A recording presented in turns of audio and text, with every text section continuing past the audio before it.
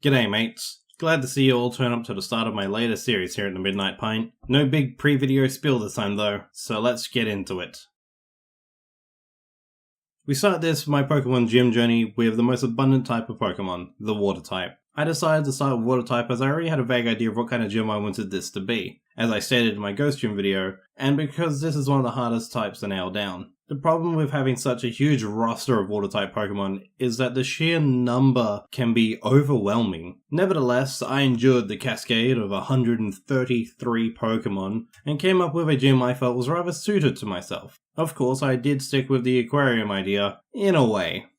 While it's true that an aquarium will play host to the entrance of my gym, it will mostly act a lot like the aquariums and museums already found in Pokemon games. There will be displays of Pokemon inside, a touch pool, plenty of people to speak to, you get the idea. It's not what's in the aquarium that makes it special, but where it's situated. Now to explain this properly, I have to give a bit of real world trivia. Western Australia, where I live, is home to the second longest wooden jetty in the world. Known simply as the Bustleton Jetty, this pier is over 1800 metres long, has survived numerous fires and a cyclone, and it features an underwater observatory towards the end that sinks to a depth of 8 metres below sea level. It's honestly one of the neatest places I've ever been, so naturally I drew a lot of inspiration from it. And yes, that does mean the aquarium is set out at sea and mostly underwater. The gym, however, as I already stated, isn't in the aquarium itself.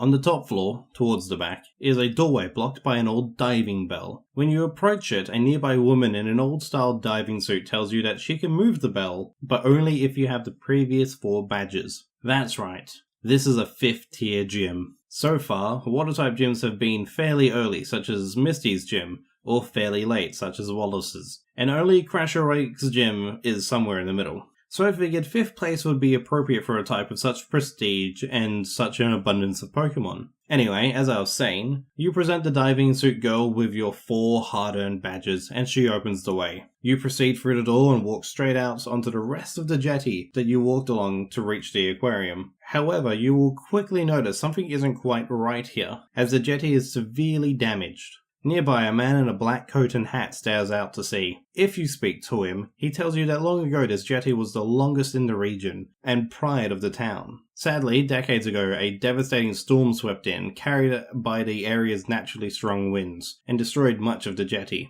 Unable to raise the money to reconstruct it, and not wishing to see it destroyed entirely, the gym leader has converted it into a trial for all challengers. To reach him on the far end, you must cross the hazardous walkway, defeating any trainers you encounter. Unfortunately, the water has adapted to the debris and remaining supports, forming small but strong currents that only the local Pokemon are strong enough to swim through safely. That means you can't cheat and surf across, but thankfully if you end up falling in, a friendly dugong will bring you back to the start.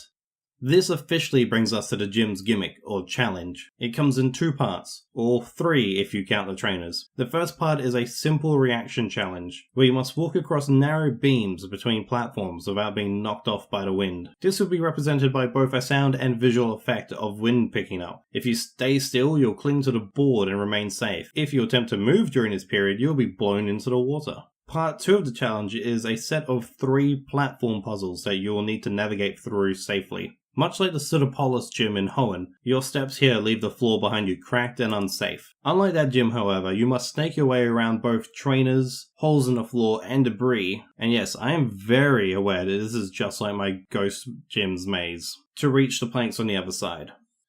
As for the trainers themselves, regardless of whether you chose to battle them or simply can't find a way to worm past them unnoticed, they have come prepared to make your journey more perilous. They use a variety of water Pokemon, mostly of the coastal or deep sea variety depending on how far you've progressed across the jetty. So be prepared for the usual suspects of Tentacruel, Seaking, Seadra, Pelipper, Mantine, Corsola, and Octillery, just to name a few. Honestly, there's so many water Pokemon that are seafaring, it is hard to nail down exactly which Pokemon the trainers should be using. So in the end, I went with some fairly generic Pokemon that are similar to animals you would see plenty of in or around aquariums. Though I do wish there was a Stingray Pokemon to go with the Shark and Manta Ray Pokemon.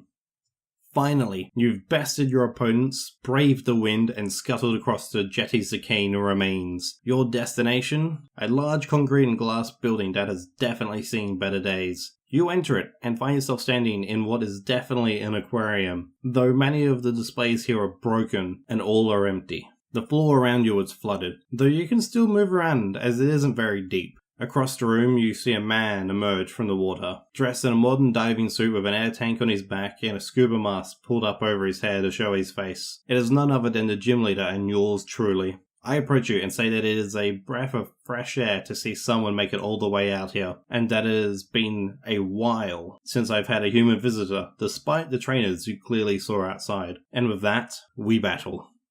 I start by sending out the only pure water-type Pokemon in my team, a level 38 Seadra, with a Poison Point ability and attacks Agility, Brine, Surf, and Rain Dance. A very straightforward kit, I shouldn't need to explain anything here. Following that up, I'll send out Toxapex. At level 37, it has the Merciless ability and the attacks Poison Jab, Venoshock, Toxic, and Recovery. As you might have guessed, Toxapex here is to soak damage while thrashing your poisoned Pokemon. I hope you have packed plenty of antidotes, as between Toxapex and the rest of my team, I have a total of 3 Pokemon that can inflict the poison status. Thirdly, I have Gyarados. At level 40, with the Intimidate ability, it knows Aqua Tail, Bounce, Outrage, and Rain Dance. My big scary attacker Pokemon. It's partly here for nostalgia points, partly to have a counter to the Dragon and Grass type Pokemon. Following the Gen 1 Classic is the Gen 3 Sharpedo. At level 43, it has the Rough Skin ability, with the attacks Crunch, Poison Fang, Brine, and Night Slash. My third Pokemon that can inflict poison status, Sharpedo is deadly enough on its own with its Rough Skin ability and immunity to Psychic type attacks. And finally, Relicanth. At level 45 with the Swift Swim ability, it has the attacks Mud Sport, Brine, Mudshot, and Dive. The head of my team, Relicanth, is a tanky Pokemon who I'll swap to in order to counter any electric Pokemon with Mud Sport and Mudshot. Eventually, after juggling my mix of hard hitters and tough defenders, you will prevail against my team. I laugh and exclaim that this battle has been the most fun this old place has seen in years, and thank you for coming out to see me. With that, you'll receive the TM for Brine, a water-type move that doubles its power when used against a Pokemon that has half its health or left remaining, and the Jetty Badge. Now it's time to send you off to face your next gym challenge.